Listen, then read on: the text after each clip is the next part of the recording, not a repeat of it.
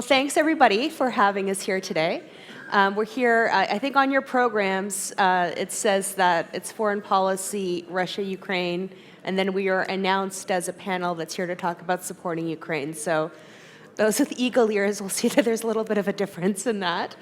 I want to start off by thanking the CSFN for having us here today, especially Adam Bolek and his team of volunteers and staff for putting this together. Also want to thank all the sponsors. These sorts of conferences, it's not always easy to get sponsorship. So I want to thank all the sponsors, so thank you. My name's Larissa Waller, and I am the moderator for today's discussion. I'm a Canadian of Ukrainian heritage. I am based in Toronto. My children attend a Ukrainian day school. We live the war in Ukraine every single day. When Russia first escalated their invasion of Ukraine, we were doom scrolling, looking at pictures, looking for people we knew. And then when October 7th happened to Israel, it felt like that's happening again to a community that I care very much about. So I wear this friendship pin. It's the Ukrainian flag with the Israeli flag. It's not just because I love Israelis. It's because what's happening in Ukraine is happening in Israel. And I want to start a discussion with anybody who wants to talk about it of why those two things are linked. And I think today we'll get into that. So I want to welcome my panel. Dr. Balkan-Devlin, Mark Spiro, Matt Bondi, I'll let you guys introduce yourselves. All right. Thank you very much, Larissa, and thank you for the organizers for this opportunity. It has been a fascinating 2.5 days, and I'm looking forward for the rest of the conference as well, and to be part of the family here, so it's nice. My name is Balkan-Devlin. I'm a senior fellow and the director of the Transatlantic Program at the Macdonald-Laurier Institute. Thanks very much. Thanks, Larissa, and thank you, Adam Bolek and the CSFN team for pulling together not only this conference, but this panel today. My name is Mark Spiro. I work at Cressy Strategy. I just echo the comments, thanking those who are involved in organizing. What a fantastic job on a huge, complex event. My name is Matthew Bondi. I have the privilege of working in public affairs with a focus on defense and security issues. I joined Balkan as a senior fellow at the Macdonald-Laurier Institute, and just because it's relevant to Larissa's comments, I'm very grateful to have the opportunity to serve as the only non-Jewish member of the Consulate Advisory Board for the Consul General of Israel in Toronto. Cool. So we have a few sort of areas of discussion we're going to get through today. The first one, I'm going to base off some comments that former Prime Minister Bennett talked about in his speech earlier. It's the idea of good versus evil. And there's good guys and there's bad guys in this world. And in the question of Ukraine, in my opinion, and I would imagine that my panelists share this opinion, we're the good guys, and Russia's the bad guys. And there's a new axis of evil sort of emerging on a world stage. And I was hoping, Dr. Devlin, if you want to get into that a little bit, and Mark and Matt will join in as well. Yeah, absolutely. I think there are two ways to think about this. We have been talking just before the panel started. There are shades of gray in international politics. There are things that you need to be, creating a modus vivendi, engaging in the nuances and the context. But then there are, circumstances and events that the line is very clear. Right? There is gray, there is negotiation, there is compromise on trade, or what this regulation would look like, or whether the institutional structure will be as such, and so on and so forth. But there is not much of a shades of gray when one aggressor invades another sovereign country, kills, kidnaps, rapes, pillages across and burns down as they progress. And the people of that country are fighting back and fighting for their lives and their home and their families and their heart. In the case of Russia's invasion in Ukraine, and as the Prime Minister said before, when it comes to Israel and Gaza, the lines are very bright red and clear. Right? There is, people don't like to talk about us versus them in general, but there are cases in which it is us versus them. There is a clear line where you need to stand and what you need to do in order to defend what your principles are, what is the good thing to do, what is the right thing to do, what is a smart thing to do.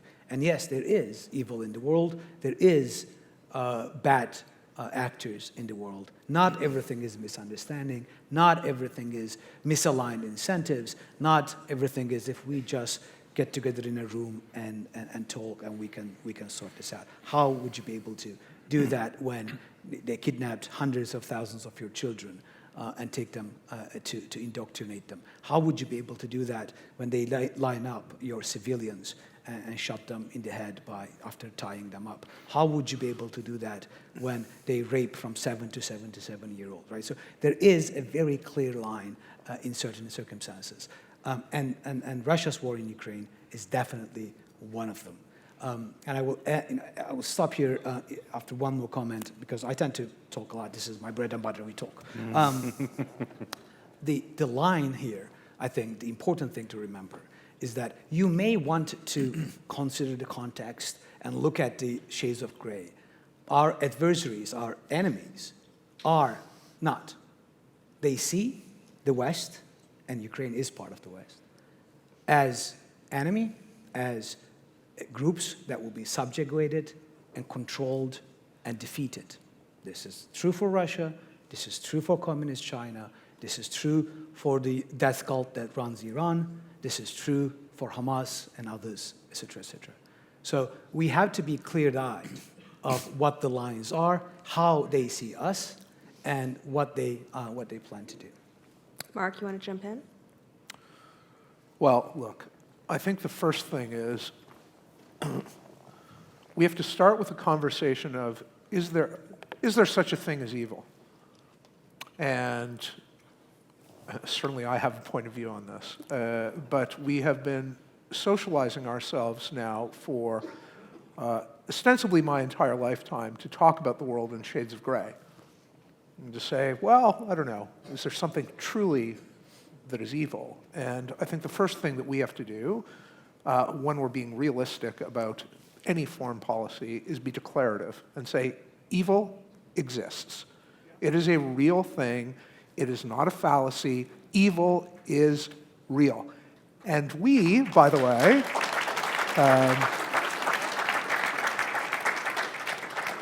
look in the mirror. We're not evil. We're not the evil side. There are black hats and there are white hats, and in this fight, we are the ones wearing the white hats. There is no ambiguity here. There should be no hesitancy to call out our enemies, and I use the word enemies quite deliberately, as enemies and as evil.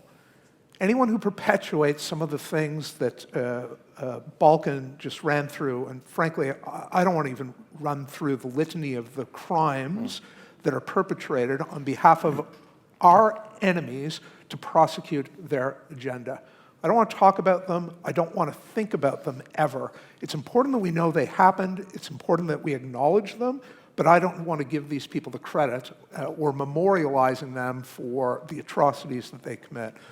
But if there is anything at all that we need to do, hopefully with a change of government, which is coming hopefully sooner than 18 months, but let's say at the worst 18 months, if there's one thing that we need to do, we need to get back on the side of being declarative about good and evil, calling out our enemies for being who they are, which are our enemies, and then ultimately prosecuting a case against them, not only abroad, but also domestically in our own country, where there's some question and some deliberation as to, again, whether good or evil exists, and whether or not even we are the side of good.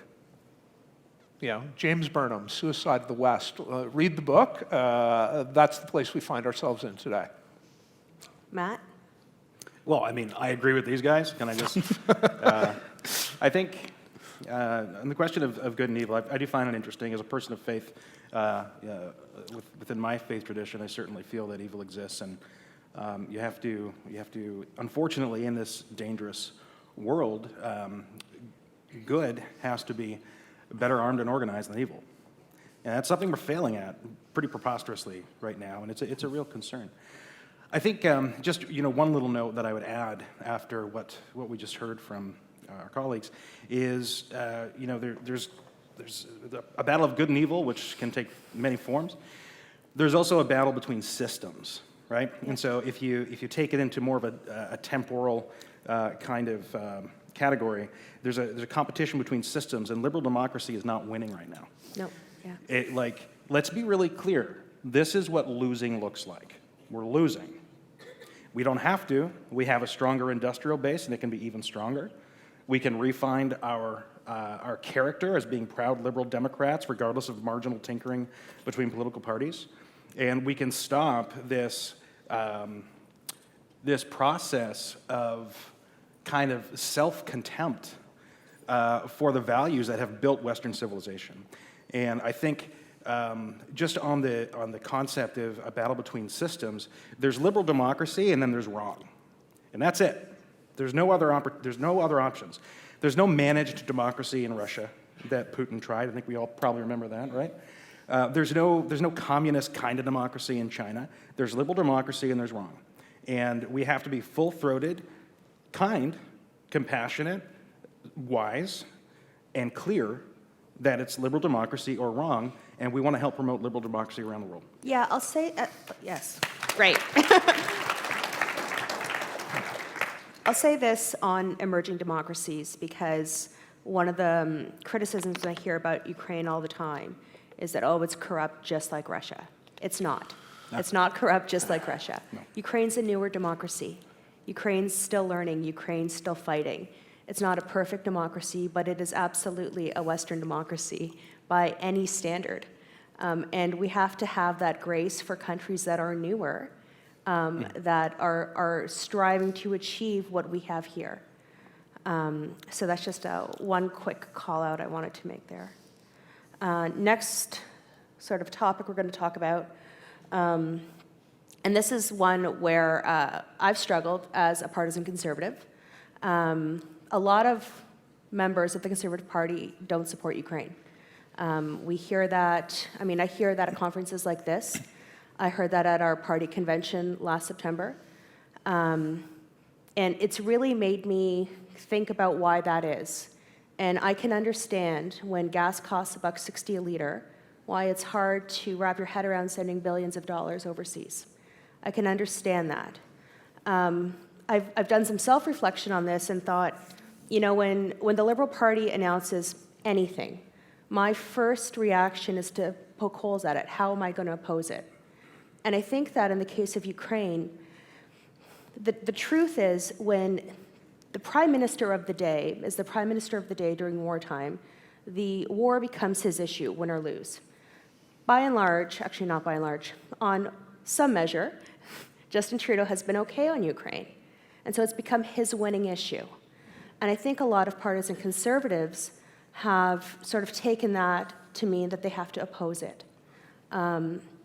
It was actually true when Prime Minister Stephen Harper was prime minister and Russia first invaded Ukraine. He was the guy who had Ukraine as the winning issue. He did a lot of good things for Ukraine. It was his win domestically. And I think that's what's happened with Prime Minister Trudeau. I think you've got Prime Minister Trudeau sort of owning this issue, so we want to oppose it. And you have a guy like Tucker Carlson who opposes it, so we want to oppose it even more. I'm going to very delicately ask Mark Spiro what he thinks about this. Buckle up. Yeah. I was going to bring a water gun, but I won't. So I'm going to ask Spiro to take this one on. Yeah, thanks. I'll be as judicious as I can be on this point. I'm not going to hold you back. How about that? Look, I begin with this. We're all used to a 12-hour clock. We know what a 12-hour clock looks like. I know some of you, if you're young, they don't teach how to tell time in school anymore, but they're not on your, it's not this digital thing. It's this thing. It's got numbers on it. Anyway, you should probably learn about it. They don't teach children how to tell time anymore. It's really, I'm not kidding. I wish I were making that up. We give you a microphone, and we just sit back. I wish I were making that up. So think of a 24-hour clock when there are 24 numbers on the dial. And Justin Trudeau is that proverbial broken clock who's been right once a day. And since 2015, I can count the number of issues that I've agreed with Justin Trudeau on, well, not even on one hand. I can count it on one finger. But the one finger, which isn't the middle one, by the way, is Justin Trudeau has been right in theory on Ukraine. I'd argue that he hasn't been right enough, to be perfectly frank. I think we'll talk a little bit more about what an alternative view of Ukraine is, or policy on Ukraine is, shortly. It may not look like it because I'm, very young looking, but as a child of the 1980s, I grew up in a time when conservatism was broadly made up of three planks, or seen as a tripod of foreign policy realists. Some now pejoratively use the word neoconservative. I wouldn't use it pejoratively. People who are in favor of lower taxes and regulation cuts, and also used equally pejoratively the concept of a social conservative. As someone who considers themselves an unhyphenated conservative who would check all three of those boxes. But if I had to pick the one that I leaned into most, it would be the foreign policy stuff. That is the thing that attracted me to conservative politics in the first place.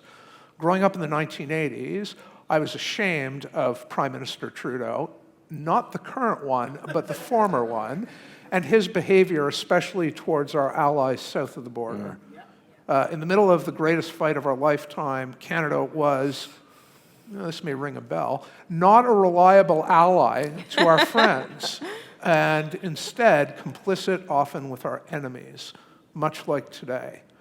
For conservatives who fail to understand that in my view certainly, that the biggest fight is the fight for freedom, liberal democracy, and Western civilization, honest to God, you're missing the plot, right? This to me, sure, am I in favor of lower taxes? Absolutely. And getting rid of regulation? Absolutely. I'm a pro-lifer, and I'm very proud of that as well. But there is nothing more important than freedom and liberty. Because without those, we don't have the others.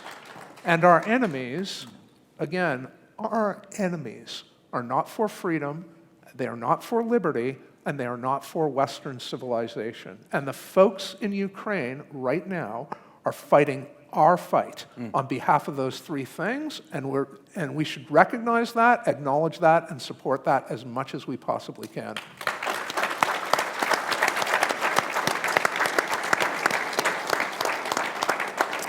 Matt. So I'm just kind of getting to know Mark here, and I didn't know we had so much in common. But I think Mark said something really relevant to the conference that Mr. Bolek and others have put on that we're all enjoying today and this week. It's about the integrity of the conservative movement, and I think that's really on point. Mark's referring, as he knows, to this concept of conservative fusionism that William F. Buckley and others helped put together after we won the Second World War and had to dig in for a long, cold war against communism. And the integrity of the conservative movement really does require a sustained commitment to those three stools. And something that I see, and Larissa mentioned that there's actually a creeping sense of lack of support for Ukraine amongst the conservative movement. Let's just talk about that openly for a sec. That's MAGA stuff, right? And it's MAGA stuff, and it's getting into Canada, and it's this idea of isolationism and being able to wish away the problems of the world. But the world's getting smaller, not bigger. The authoritarians and the communists are on the march, and we are losing the preponderance of power that has kept us and our parents' generation safe. And we are in the process right now, unless we start doing better, of handing a weaker West and more dangerous world to our children. And that's not okay. Yeah, and you know what, I was going to ask you this. Talk to us about, going back to the first question, what if the bad guys win? What does the new world order win? What does it mean for Russia and China and Iran to win? What does it mean for us here? Yeah, Before just jumping on that, let me just add two points to why conservatives need to be the one that is leading and forward-leaning when it comes to Ukraine. I mean, the conference's subtitle here is leading with conviction, right? It's not about making empty promises or virtue signaling or searching for compromise. That's the other guys that does that. And promising things and not delivering. Trudeau is saying the right things. Only 44% of what has been promised was delivered. Our allies come back again and again and ask for Canadian energy, Canadian LNG. We keep sending them back. How Vladimir Putin finances its war is through its energy. And we are not cutting that off. We are not helping our allies and others in the world to wean themselves off from the Russian energy, right? So we are not doing what we can. And it was, as you pointed out, it was under Harper that Operation Unifier started, right? It was Harper who looked at Vladimir Putin in 2014 and said, get the hell out of Ukraine, right?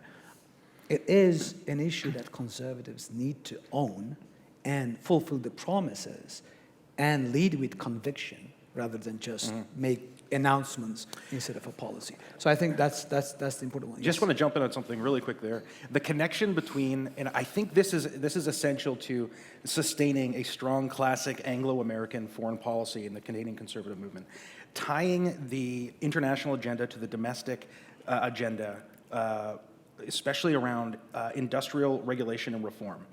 So, like Mark said, freedom is the main thing, but there's a whole opportunity within Canada's energy industry, defense industry, to revamp, lean in with our allies, invest, and to make us safer and wealthier at the same time.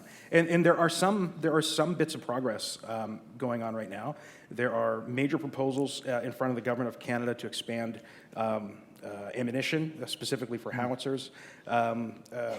Disclosure, a client of mine, Communitech, was just designated a official NATO innovation accelerator. So there's these green shoots, but the opportunity to drive economic growth through a smart foreign policy lens is really massive, and it's right in front of us. Yeah. And going back to this notion that there's a phrase that I keep saying whenever I have the opportunity since February 2022, and that is supporting Ukraine is not charity, but self-interest. Yes. This is not giving arms. This is defending Canadian interests, Canadian values, our prosperity, and our security. Now, why the world would look like, right? That is what we need to focus on. Our prosperity and security heavily relies on two things. One, that the West, as Canada being part of, remains preponderant and shapes the rules. As a trading nation, our prosperity heavily relies on knowing that we can get our goods to the markets and get things in, and that we are sitting on those tables, that the decisions are being made. If you take out the United States and the Western set order and replace it with China, with Russia, with Iran, shaping the rules of the game, not everything will remain the same. I think the fundamental thing we need to understand that if we do not want to pay the pennies today in defending this system of liberty, if we do not emphasize peace through strength, we will be paying hundreds of dollars down the future because we are not the ones that will continue to shape the rules of the game that this plays. And we have to be relying on the very fact that today the front line is in Ukraine. Today, Russia, together with China, together with Iran, together with North Korea, try to undermine this international system that we and our prosperity benefited significantly throughout decades. And at the same time, going back to the subversion component, enemies of the West within our countries are trying to undermine and weaken the system. So it's a dual assault.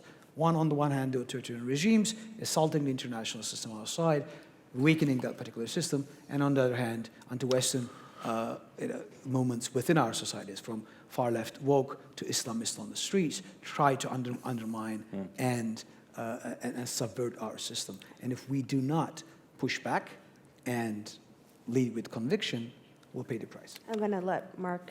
Well, I think this goes to your point, Larissa, about what happens as a consequence of Ukraine not being victorious. Well, yeah, my son goes to a Jewish day school in Toronto. He already has to go to school, pass through metal detectors, and have police outside his school all day long. And the police, unlike in Russia, aren't to keep the kids inside the class. They're to keep the bad guys from getting inside the class. Now, what happens if Russia is victorious in Ukraine? Well, ultimately, to me, it probably means my son is living in a gulag. So bad enough at the moment, he goes to school in a jail every day. But worse if he were living in a country that were simply an open-air prison camp, which is effectively what Russia still is. There are very strong economic arguments to me about why we need to make sure Ukraine is victorious in this war. But to me, the stronger argument is, I have two stronger arguments, for me anyway. One is the moral argument, back to good versus evil, right versus wrong, and I think the picture there is crystal clear. The second being, where do you draw the line? Yeah. So today it's Ukraine. Tomorrow it's Moldova. Is it Poland? Is it Finland? Is it Western Germany? Piccadilly? Huh? London? Where do we start? Is it the Canadian Arctic? Well, Is here's- that where we draw the line? Well, I mean, Putin's told us, right, on the eve of the Beijing Olympics, Putin and China stood there and told us they're looking for a new world order, and that Canadian Arctic's looking pretty good. And what does that mean for us? Listen, when Hamas tells me they want to kill me, You believe him? I absolutely believe them, right? I believe them. And when Putin says he's intent on, at the very least, restoring the Russian Empire, I believe him too. Yeah. I believe him. And I think at our peril, many of us have ignored Hamas or Hezbollah. We've also ignored Putin and Xi and what they're saying. And it's time we start to pay attention. Someone tells you something over and over and over, take their word for it, right? Just believe them, right? Something that I think is significant when it comes to kind of the binary way that we kind of tend to look at the world as conservatives is there is one bright spot that I can think of, which is NATO. And when you look at the situation, like the world's on fire, right? You have Hong Kong getting eaten alive by a communist regime. You have the invasion of Ukraine. You have the Jewish state being embattled in almost a second Holocaust. We do have NATO. And there is something important about recognizing that although there's all kinds of subversive activity, foreign interference, the bad guys are at war with us through non-kinetic means in NATO. But no one has attacked NATO yet. And I think it's a significant bright spot in the world today. And it shows us that alliances work when they're armed to the teeth, and everybody believes if you cross a certain line, you're going to have to find out real quick. And so the way that the Ukraine situation needs to end is within NATO as soon as possible. Which is, if I look at my notes here, question 3 to Matt Bondi. Matt, you're a deep thinker. No, honestly, that's what the notes say. But Matt and I used to work together, and Matt was the deep thinker, and I thought about a lot of things, but like about that deep. But Matt was like this deep. But Matt and I have talked about this quite a little bit. We haven't all four talked about this. I'm actually interested to see if there is some disagreement on this question. What does victory for Ukraine look like? What's good enough for you, and what do you think is good enough for Ukraine? Yeah. I know how Spyro feels, but honestly, what do you think victory for Ukraine looks like, and how do we get there? Yeah.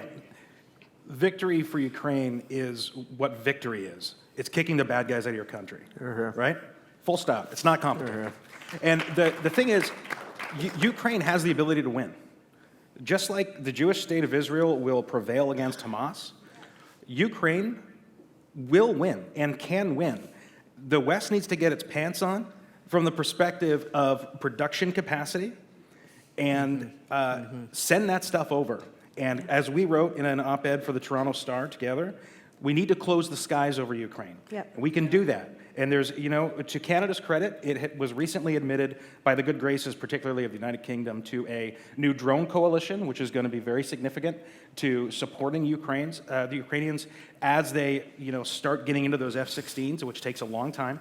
But victory for Ukraine is what we all know victory to be. It's kicking the bad guys out. It's becoming part of NATO and never looking back. Here, here. Yeah, I mean, yes.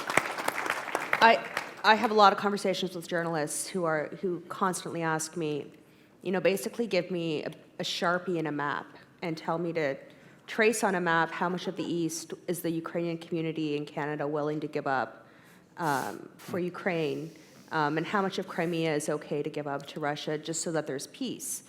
And I often say, peace isn't peaceful.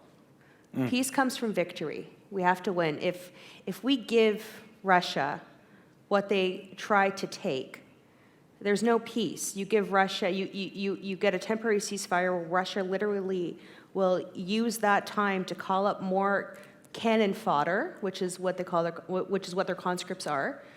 Call up more cannon fodder, rearm, get more weapons from Iran, get more weapons from China, and come back. There is no peace without victory.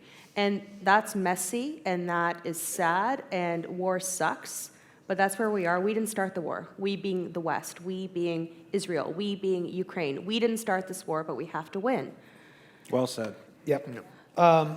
Defeat is a choice by us at this stage. You're right, yeah. Right? We can choose either to accept and, make sure that Putin's bet that the West does not have the staying power and can give up.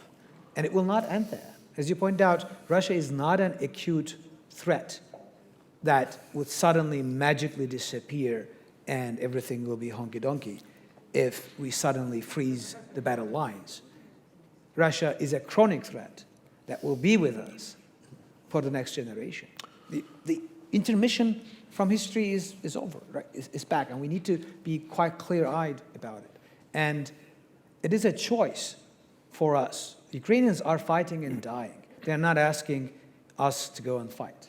They're asking us, give us the shield, give us a sword, and we'll be able to fight back and push back. And we're dithering on that. We have the capacity. The Russians are, 14%, 15% of GDP in terms of war economy. They're on war footing. The Chinese are getting on war footing. They're not getting ready to deter, to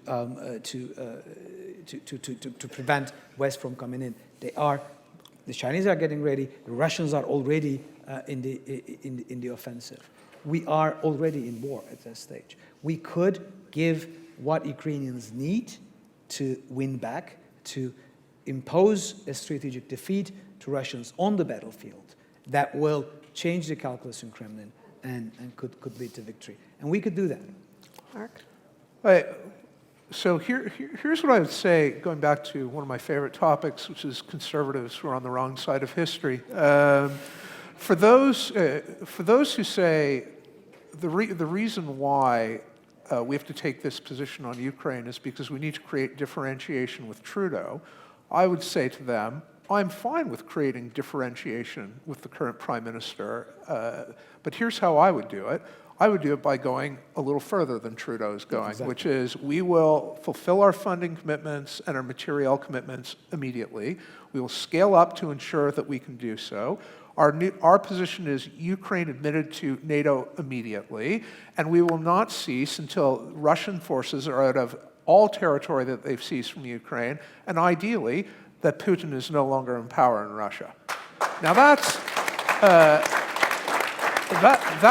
that creates some ability to differentiate from Justin Trudeau, because I respectfully suggest that, one, Justin Trudeau probably isn't prepared to go that far, and if he showed up at NATO at this moment to make any sort of demand or ask from our NATO allies, like Dr. Roy just did, they would laugh him out of the room.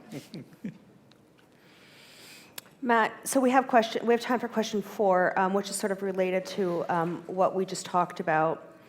I want to talk about the specific threat for Canada. And Balkan said this, that this Ukrainian victory is not charity for Canada. We have an interest. We share a border with Russia.